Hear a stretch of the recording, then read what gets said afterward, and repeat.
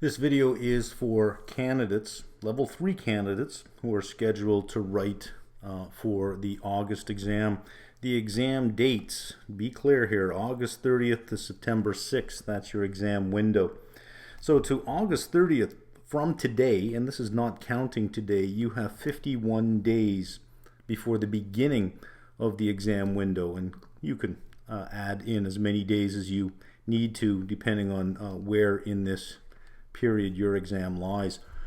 That gives you roughly about 2 weeks to complete your learning cycle. So whatever readings you have left, you've got 2 weeks to get through them. And I always recommend 35 days for review, because review is probably the most important part. And level 1, level 2, I recommend 28 days for review. A lot comes together in those last 28 days. You don't want to give that up. For level 3, because of the AM exam, because you're going to have a question and a blank square that you write your answer in, you don't have 3 options to prompt you or that will help you remember when you read something. Go, oh yeah, I remember reading that. This is the answer right here. So there's nothing to recognize. You have to know it. That's why I think an extra week longer. I have had some people, some candidates already reach out to me saying, look, I'm getting worried. I'm not done learning. I've got 4 or 5 readings left, but I've already forgotten everything I did in the first few readings. Look, that is a natural part of learning. You're going to forget. Learning is longer than remembering. Usually when you're learning something, you want to weave into your learning schedule review days, where you're going to cycle through the review videos or your notes, and you're just going to review so that you keep it in your memory. Which is why these 35 days of review before the exam are important, because the next part of learning happens, which is consolidation. That's when everything tightens up in your mind, and there are interaction effects here as well. Meaning that while you're reviewing, let's say reading 10 and 11, and then you move on and you start reviewing reading 20, let's say, you'll say, oh, hang on a second, I get it now because I remembered reading this over here. Now this makes a lot more sense over here. So you get that kind of effect going on. That's the consolidation period. Extremely important to go through. So if you think, I don't have time for review, I'm just going to study right up until the exam date, I would probably say it may be worth letting 2 or 3 readings go if that's what it takes. Don't give up the consolidation period. It is extremely important, because you will forget something that you learned 2 months ago. Unless you review it and use it on a regular basis, you're going to forget it. That is a natural part of learning. There are courses in university I remember getting A's in, that if I had to sit down and write even just a small quiz on that particular course now, it would be like, I don't know, I've forgotten all of this stuff because I've never used it. But I did know it then. It's just if you're not reviewing or using it on a regular basis, you will forget.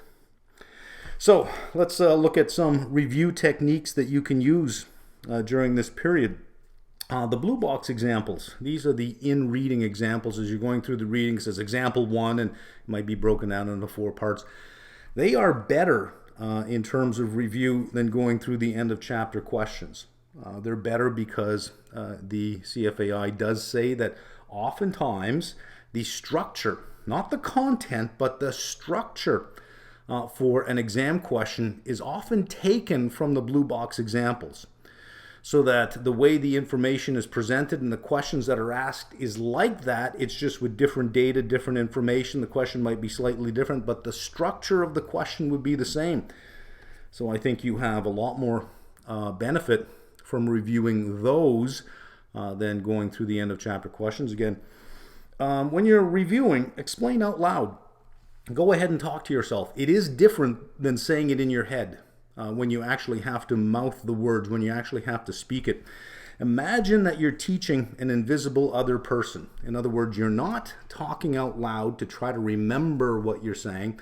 You're talking out loud to try to get somebody to understand what you're saying. So reviewing something by trying to get somebody else to understand it is a lot more powerful than reviewing something just to remember what was written on the page. See if you can explain it to an invisible other person. You don't have to do that for every reading. Some readings you get to and you say, look, I know this stuff. This is the point. Why would I spend 2 hours reviewing something I really, really know? You would use this technique on something you're not quite sure of, or something that when you read it and you think about it, you get it, but three minutes later it escapes your mind. You go, oh, hang on, I almost had it there. What was it now? Where it's kind of like just nebulous and forming.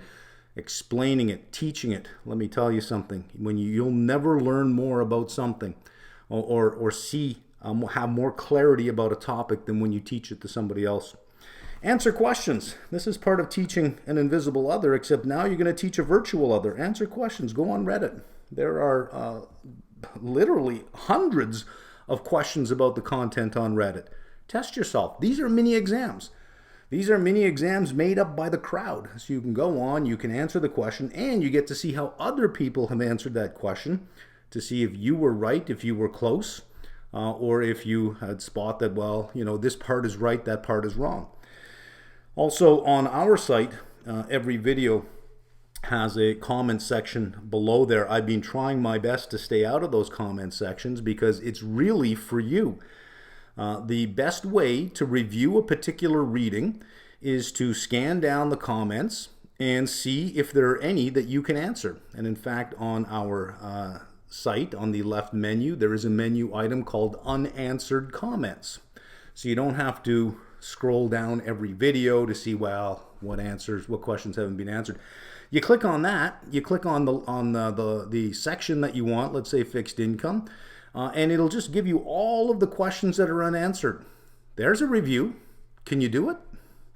Have Zoom nights. 3 people max. Anything more than 3 makes it hard to deal with. Pick a section or pick a particular reading. Go on Reddit and announce that, hey, on Saturday, I want to have a Zoom session for asset allocation for level 3. I need 2 other people to join me. You'll get a lot of uptake. You'll get people who want to join in. Have a list of questions that you don't know the answer to. And then the other 2 people, that's their job as well. They'll have a list of questions they don't know the answer to. Some of the questions on your list, if you have 3 people, this person might have the answer for that one. This person might have an answer for another one. This person asks a question, you have an answer for that one. Sometimes all 3 of you will not have the answer. However, you'll all have parts of the answer that when you start discussing it, you'll say, okay, this is it. That's how we get there. I get it now. And you'll all get it in a way that you couldn't have get it on your own. Have these Zoom nights. You've got 51 days. Let's say that there are 5 difficult readings that you're just not getting. Rely on other people, and other people will rely on parts that you know. And finally, just psychologically, put your mind in the right place here. Ask yourself this question. Do you want this to be your second last exam? Notice that I'm not saying do you want this to be your last exam. This is more motivating. Nothing is more motivating than imagining an outcome you do not want. So for example, let's say that you're going into an assignment and you can say to yourself, I want an A on this assignment. You will be more motivated going into that assignment if you say, I do not want to be on this assignment. Anthropologically speaking, humans are designed to be more motivated to move away from danger than they are motivated to move towards safety. So I want an A on this exam is a safe place to be. I don't want to be on this exam is a dangerous place to be. It works for anything. I want to keep my job versus I don't want to lose my job. Which one do you think will make you put in the extra hour? So start asking yourself that question. Do I want this to be my second last exam? And when you think about it, you're going to start thinking, no, I don't. That's why you got 51 days to make sure that that dangerous outcome doesn't happen. All right, with this screen, I'm just going to draw a dividing line right here, and we'll pay attention to this side of the line first. If you are a subscriber on our site, let me tell you about some of the support that we have for your preparation and for the AM exam in particular. Many candidates who are subscribed to our site never know that we even have these features. After an exam is over, when I say, did you use any of the drop-in sessions? When somebody says, I didn't make it, what do I do now? I'm surprised by how many times somebody will say, I never even knew you had these. So I'm going to make you aware of these. In a folder called AM Seminars, you will find, well, AM Seminars. That's why it's called AM Seminars. There are 3 in there. One of them is about formulas for the answer when you have to type in formulas, how you would type them in. You can ignore that one. In fact, that one should be taken down because the exam has changed over time, or the requirement has changed over time, so that we don't have to worry about that one. There used to be a show your calculation when I originally done this. That's now removed. You will never, ever, ever be required to show your calculations. You just have to type in the answer. However, some answers will give you the opportunity to show your work. That's an opportunity, not a requirement. You can still just type in the answer. So just ignore that one. I'll actually have it taken down. So we could just say there are 2. Also, we have, and I'll show you on the website where all this stuff is, we have mock exam drop-in sessions. And we have 2 different types of exams. There are 7 AM exams in total. 4 of them are roughly about 2¼ hours each, the same length of time that your exam would be. 3 of them are 3 hours each, the old format in terms of time. It's with the new content, but we had a whole bunch of extra AM questions, and I thought, well, let's just, do 3 other exams, and they're not really, I wouldn't call them mock exams as much as they are as just review exams. And we have 14 sessions at 3 hours each. Every single exam has 2 drop-in sessions. So you'll do exam 1, and then there are 2 time periods that are 3 hours long each, where you can show up online, and it's live, and it's me. And I go through each question. And when I go through the question, I'm not really telling you what the answer is, because you can already look and see what the answer is.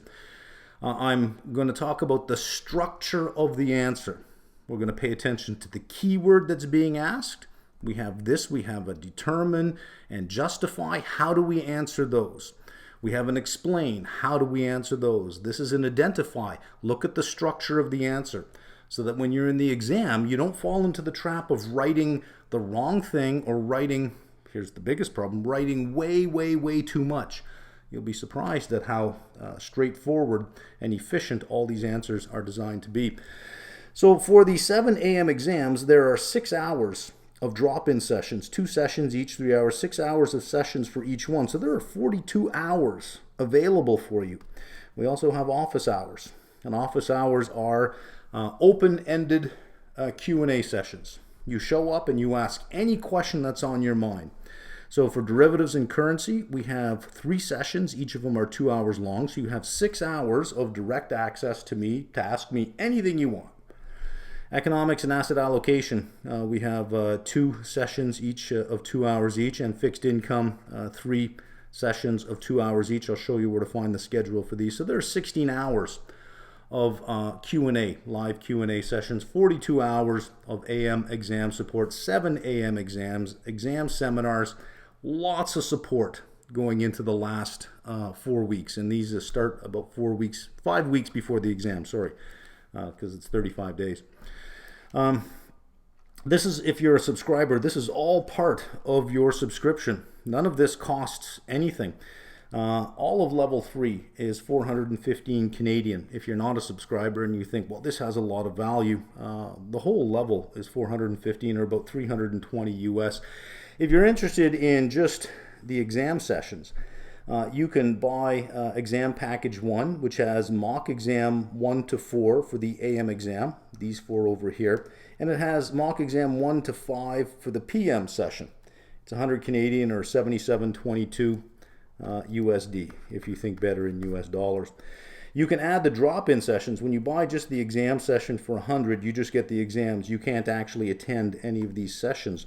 You can add the drop-in sessions for another 50, which is 38.60 US, and then you can attend for mock exam 1, 2, 3, 4, any of the drop-in sessions for those.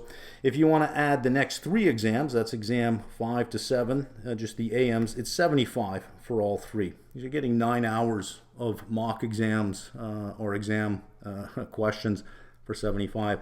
Think better in US dollars, 57.91 US. If you want to add the drop-in sessions for just these three as well, it's another 50 to add the drop-in sessions, or 38.60 US. So you can see that if you added just all of, well, let's circle all this. Let's say you just added all of this. There's 100 plus a 50, there's 150, 225, you're at 275 Canadian. 275 Canadian versus the whole level at 415. So you have to ask yourself at that point, for the extra 140 Canadian, am I going to get any value out of all the other seminars that we have? Out of all of the reading videos, all of the review videos? Probably. Not only that, all of our subscriptions are 1 fee to pass. So if you think, wow, with 51 days left, I'm certainly not going to buy this, but I'll tell you what, if I don't pass, then I will buy it. It comes with a 1 fee to pass. So if you don't get it, maybe you won't pass. If you do get it, maybe you will, right? So let's go to the website. I'll show you where to find all these things. All right, on the site, click on your left menu. If it is collapsed, just click on these three little lines here. You'll get it. Click on mock exams. And here we are, level 3 mock exams. Here's mock exam 1, 2, 3, 4. Here are the first 5 p.m. Exams. And here's 5, 6, and 7 on the AM exams. These are 3-hour exams. You'll see up here that these are 2-hour and 15-minute exams. Also, I've taken the 2017-2018 actual CFA level 3 AM exam, and I've updated it where it needs to be updated for the current content. This is the last exam that we can use these two. Going into 2023, we can no longer use them. They will disappear. So you actually get these as well. So there's 6 more hours of AM exams, and these were actual 2017-2018 CFA exams. And again, they have to leave after August. That's it. Our copyright agreement for that falls off, and we can no longer use it. The drop-in sessions, just click right here, and you will get a listing of where they are. This is for level 3. I believe we're at level 3 here. Yep, let me make sure, because I have access to all 3. I want to make sure. Yeah, level 3, because it's the only one that has drop-in. Sorry. Mock exam 1, you can see August 15th, August 17th. It's very, very close to the exam. So you should have already reviewed for a while, and those last 2 to 3 weeks before the exam, you should be in mock exam mode. August 15th, we have 2 sessions on the 15th for mock exam 1, 1 to 4. This is Eastern time. We tried to schedule the time so that we appeal to different time zones around the world, that it's not so inconvenient. 1 to 4, and then 7 to 10. You'd have to align your time zone with Eastern time. It starts at 1 p.m. Eastern time. Mock exam 2 is on the 17th. We have 2 time zones for that. There's mock exam 3 on the 19th. We have the 22nd, the 24th, the 26th, and the 28th. The exam window starts on the 30th. So you can see that we've loaded these exams as close to the real exam as possible, so that you can have the most amount of time to prepare and consolidate before you start writing these mock exams. These mock exams should really be summative assessments, not formative, but summative. Summative meaning it's there to test your knowledge, so that you have some benchmark upon which you can look at and say, here's how much I know, versus 100%. And then since you'll have the group average, here's how much I know versus the group. And then if you need the formative part of it, you attend one of these sessions, and that's more for learning. And there are all the sessions there.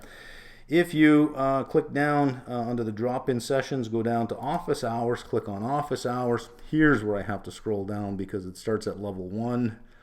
Then there's level 2 office hours. There's level 3. Starts July 29th.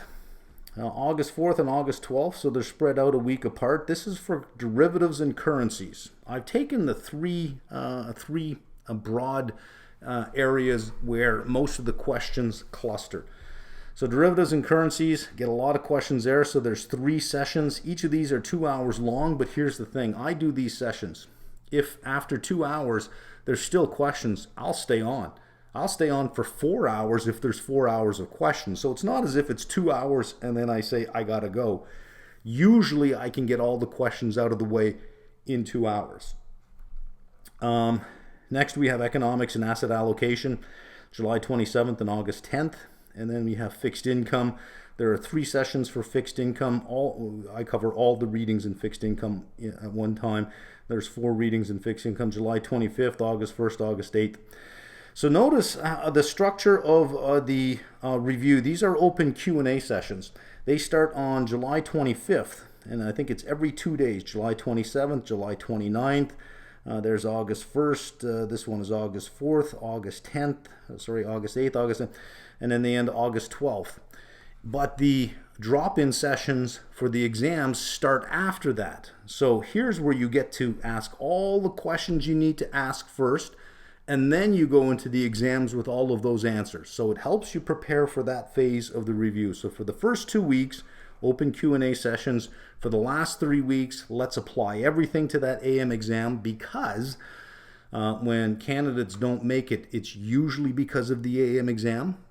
And it's usually because they answered the questions in the wrong way, not because they gave the wrong answers. They knew the stuff going in, they just didn't know how to manage their time in the AM exam. They ended up writing essays instead of 2, 3 bullet points max. 3 is even too many. 2 bullet points max.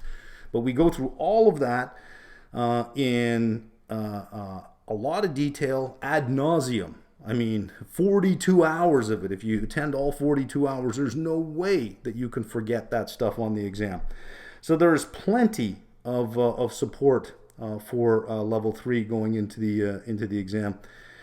At the top of the screen here, you'll see CFA. Click on CFA, select your exam level. This is 2022. You'll take the 2022 level 3 option, and you'll see it's 415. If you only need help in a particular section, it's only 69.25 Canadian. So you might say, you know what, it's only fixed income I'm having trouble with, or it's only asset allocation. Just pick that section. Additional options, you click on here. This is where you get to the mock exams, and here they are. Package A is exams 1 through 4 AM plus 1 through 5 PM, and here you can add on. We'll click on there, so you can say, well, I want this. You can also add in the drop-in sessions for those 4 mock exams, and then select the exam period. There is only one to select, which is August 22, and you click add to cart. Let's go back. Package B, you click here as well, and you can take the next 3 exams, 5, 6, and 7. Remember, these are the 3-hour exams. It's only 75. And then you can add the drop-in sessions for another 50. Let's go back. One more thing I want to show you. We have tutoring sessions, 65 Canadian. So you do have the open office hours in which you can attend, saying, okay, I'll show up and I'll ask questions, but they're open sessions. So I can get sometimes 50, 60, 70 people showing up, and it's just a chat window. You type your question in and I answer them in order. It's not as if, I'm not going to see your question. I may get to it in 20 minutes because you came in and asked a question when there are 15 questions ahead of you. But I answer them in order till the chat window is empty. You may say, yeah, but I might only get 1 or 2 questions in that hour. I have a whole bunch. Maybe you want a particular hour just for you. 65 Canadian. And this is really great if you think, I haven't even gone through derivatives and fixed income yet, and I've only got 2 weeks to get that done. Well, maybe going through it with a tutor, it will accelerate that time frame a lot faster. Remember, ask yourself that question. Do you want this to be your second last exam? Would 65 Canadian for an hour with a tutor increase your odds of making sure it's not your second last exam? That's a cheap way to buy yourself some time, is to just pick somebody else's brain who's already spent all the time learning it. And they can explain it to you in a much quicker way than you trying to figure it out on your own. So there we go. There's a good, some good review tools if you forgot them. It's just natural. Go back to the beginning of the video and watch the first screen. If you are a subscriber to us and you were unaware that we had all of these options, the office hours, the drop-in sessions, all of the mock exams, now you are aware of it. Use them.